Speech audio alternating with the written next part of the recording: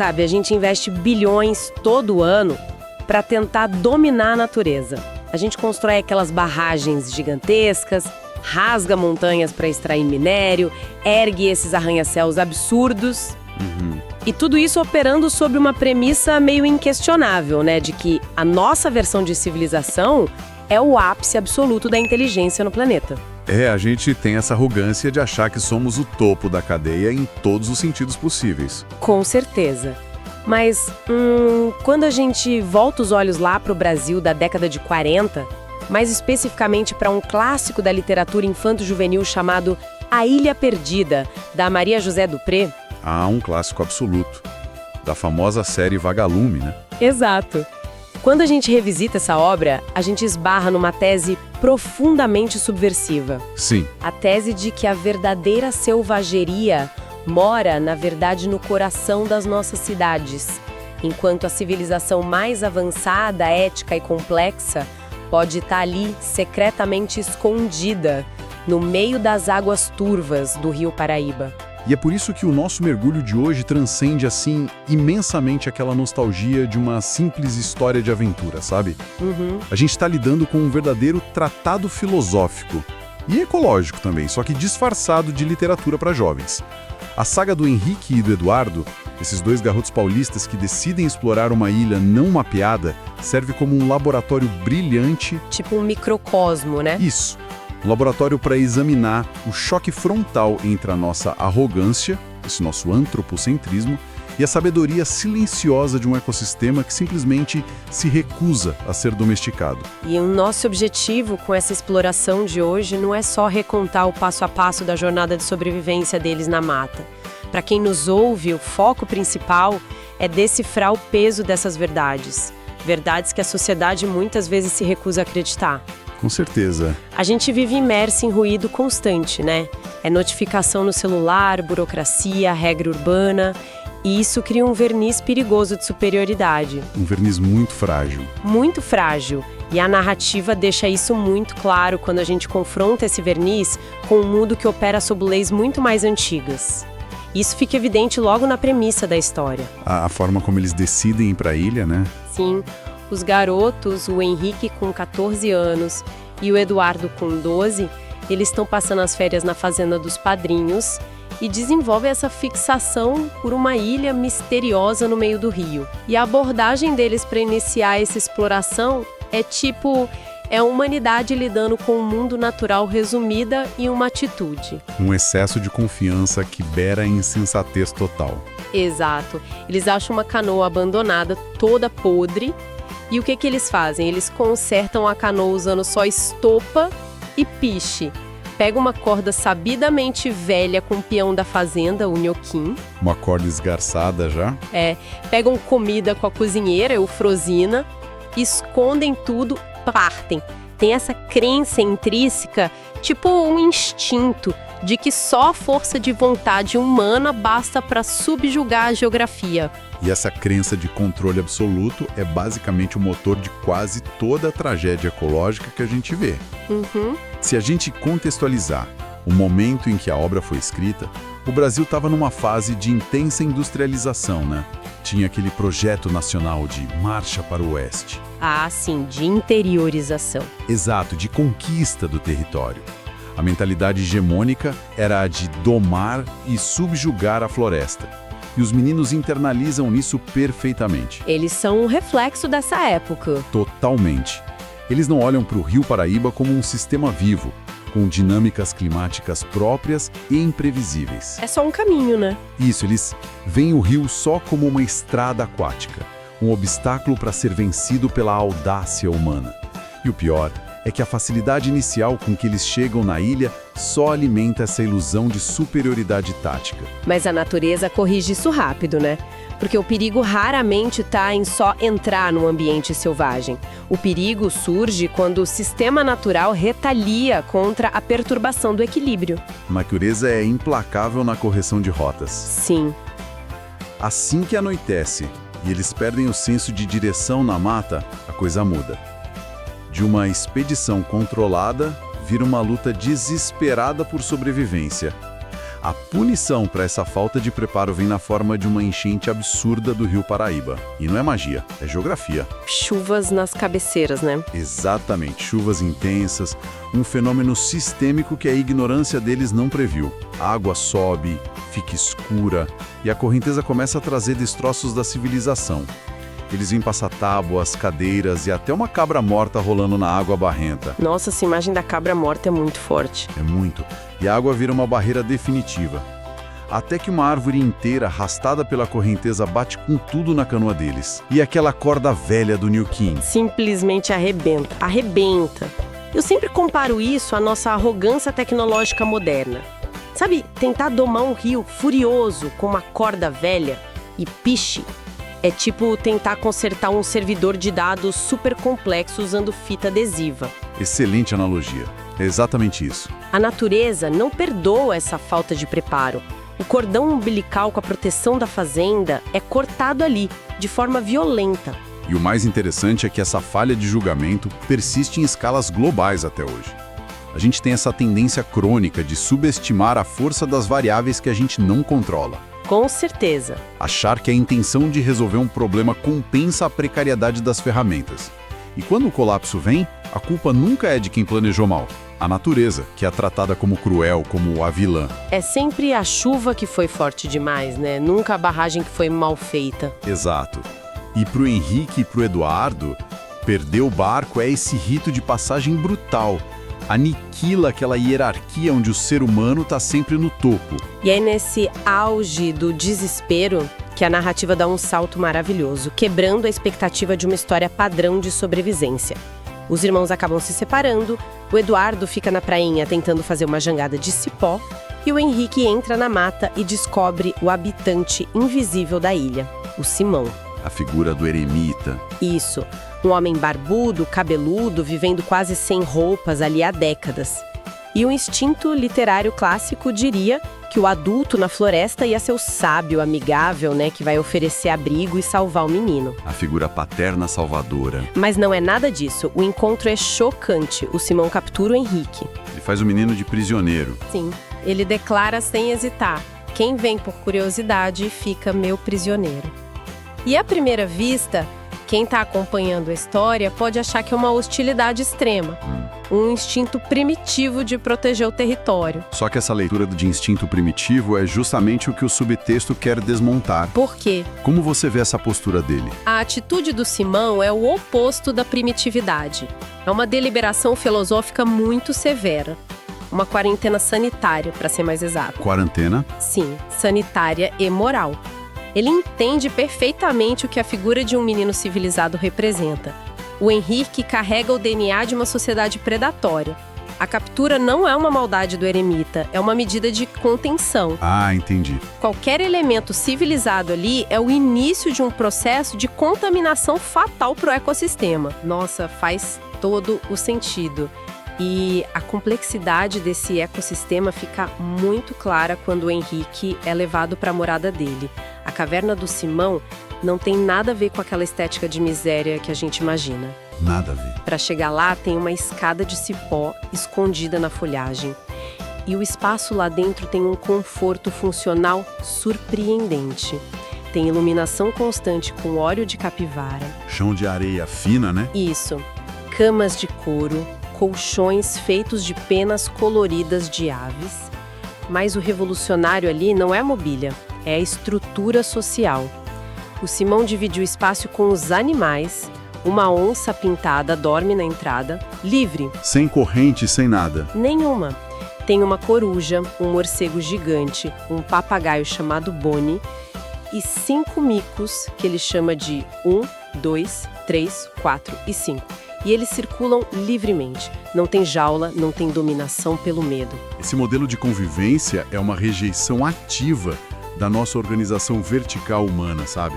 Em vez de governar pela força bruta, o Simão se integrou numa rede horizontal. Ele não é o dono da ilha. Não, ele recusa esse título. A autoridade dele vem do cuidado mútuo, de observar as necessidades biológicas dos bichos. É uma coexistência tão pacífica que o menino que foi treinado para ver animal ou como recurso ou como ameaça tem muita dificuldade de entender no começo. Ele fica confuso, né? E essa rede horizontal de convivência é testada logo que o Henrique tenta impor a vontade dele. Porque ele é prisioneiro, então o instinto dele é fugir para salvar o irmão. Ele pega uma machadinho de pedra do Simão e foge sorrateiro pela mata. E aí a ilha reage. Nossa, a reação é espetacular. O Henrique acha que sendo furtivo ele vai conseguir, mas ele aciona um sistema de defesa impenetrável. A telegrafia sem fio da ilha. Essa parte é brilhante. É genial. O ato dele tentar cruzar a floresta dispara um alarme em cadeia. Pássaros começam a emitir gritos de alerta. Os micos começam um concerto de assobios, mapeando a localização dele em tempo real. Eles vão avisando os outros. Sim, e o ambiente ataca ele. Formigas agressivas vão para cima. Ele se corta todo numa planta chamada navalha de macaco. E no fim ele é escoltado de volta para a caverna pelos 5 micos, sob risos de zombaria dos bichos. Essa telegrafia antecipa, assim, de forma muito intuitiva, coisas que a ecologia e a botânica iam levar décadas para provar cientificamente. Sério? Tipo o quê? Tipo, as pesquisas de hoje sobre redes micorrízicas. A gente sabe hoje que a floresta não é só um bando de árvores lutando por luz. É um superorganismo integrado. Ah, aquela comunicação química entre as raízes? Exatamente. As árvores trocam informações, alertam sobre invasores através dos fungos. E a fauna age como sentinela móvel. O que a Dupré colocou na ficção com esses assobios e ataques coordenados é uma metáfora perfeita de inteligência distribuída. Um ecossistema saudável isolando um corpo estranho, tipo o nosso sistema imunológico faz com o vírus. E essa inteligência distribuída vai além da biologia pura. Ela chega na filosofia social quando acontece a famosa cena do julgamento dos macacos. Ah, o Tribunal Símio. Sim, o Henrique é levado para a mata e vê um tribunal nos galhos de uma árvore, só com macacos. É surreal. O caso é sobre 4 macacos jovens que roubaram maracujás e umas frutas de jataí, que eles chamam lá de pão de ló de mico. E a estrutura jurídica super complexa, né? Demais! Tem um juiz mais velho de barba branca, tem testemunhas, 12 jurados e advogados. O advogado de defesa fica gesticulando, coçando a barriga, tentando diminuir a culpa. O de acusação se pendura pelo rabo, grita e até se dá chicotadas com cipó para mostrar a gravidade da pena que ele quer. Puro teatro. Muito teatro. E no final, os culpados levam uma surra rápida de cipó dos jurados. E depois a paz volta imediatamente. O juiz cinicamente come as frutas do roubo. Quem escuta isso pode achar que é só fantasia infantil para fazer rir, né? É, pode parecer só alívio cômico. Mas isso mascara uma crítica institucional super afiada. Essa antropomorfização dos macacos é um espelho satírico da nossa sociedade. Você diz do nosso sistema de justiça? Sim, aquele advogado que apela para o teatro e para a emoção vazia, o juiz que se apropria das provas para o próprio benefício. Isso não é só comédia, é uma denúncia da burocracia teatral e da corrupção do nosso modelo civilizado. Nossa, muito bem observado. E mais, isso consolida a ideia de que a justiça restaurativa não é uma invenção humana exclusiva. Eles punem a transgressão, mas acolhem o transgressor logo em seguida. Os pais consolam os réus, né? Sim, o tecido social não rasga. E o Simão também faz parte dessa rede de cuidado. Ele atua como médico ali, chegando a colocar talas na perna quebrada de um macaco. É uma sanidade coletiva admirável. Só que esse contraste da sanidade da ilha com a barbárie do lado de fora explode de um jeito muito triste no clímax da história. A paz é quebrada por um agente externo. A cena do veado Lucas. Exato. O Lucas, que é um veado amigo do Simão, chega na caverna à noite desesperado pedindo ajuda. O Simão e o Henrique vão com tochas até um bosque de pinheiros. E lá eles encontram uma veadinha fêmea deitada sangrando muito. Ela levou um tiro na cabeça. E mesmo com todo o conhecimento fitoterápico do Simão, não tem como salvar. O trauma da arma moderna é fatal. A veadinha morre. E o peso não é só a morte, é o luto que se forma em volta.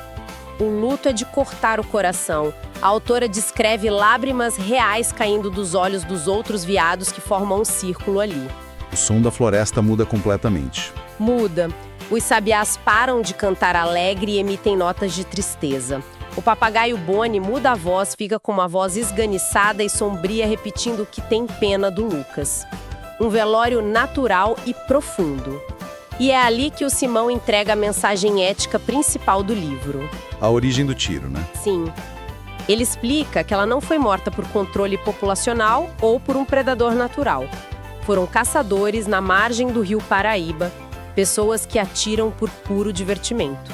A viadinha nadou ferida só para morrer em casa. O Simão conclui que o homem é mau porque mata por prazer.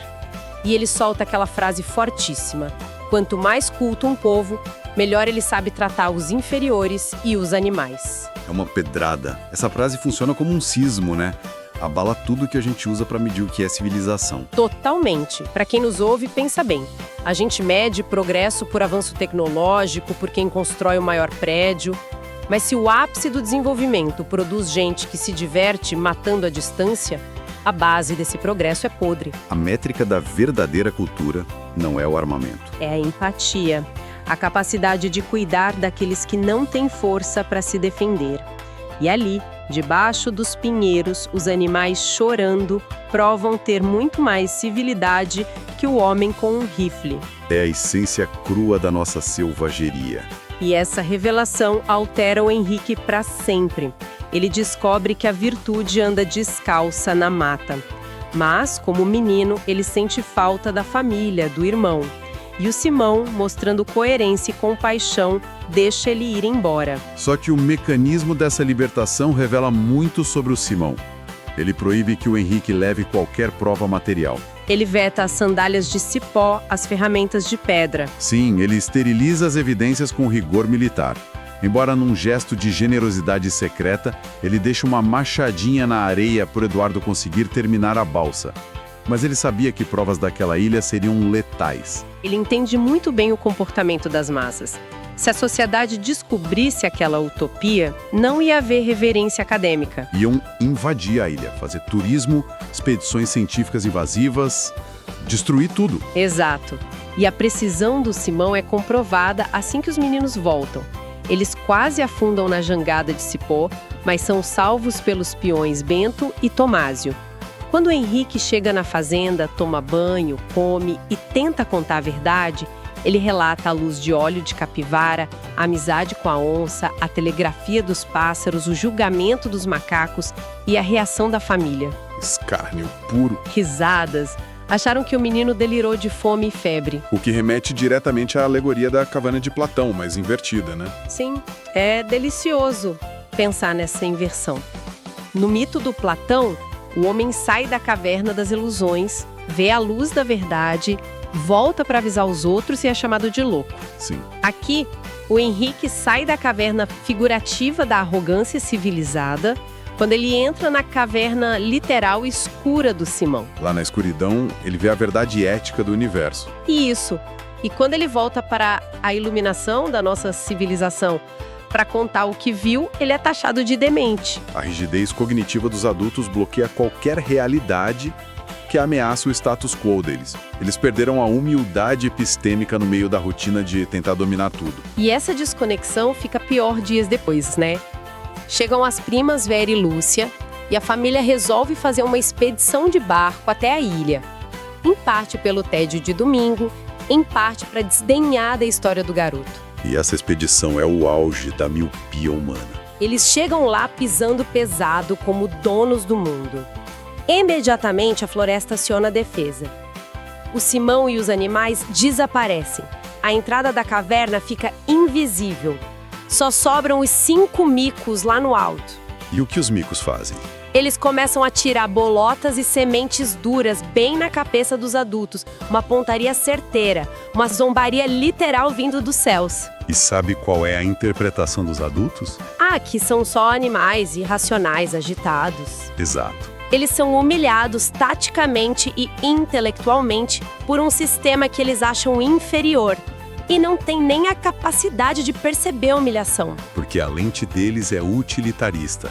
Quando você acha que tudo existe só para te servir, a mágica e a simbiose se tornam invisíveis. A inteligência não saiu de lá. Foram os olhos dos adultos que atrofiaram. Com certeza.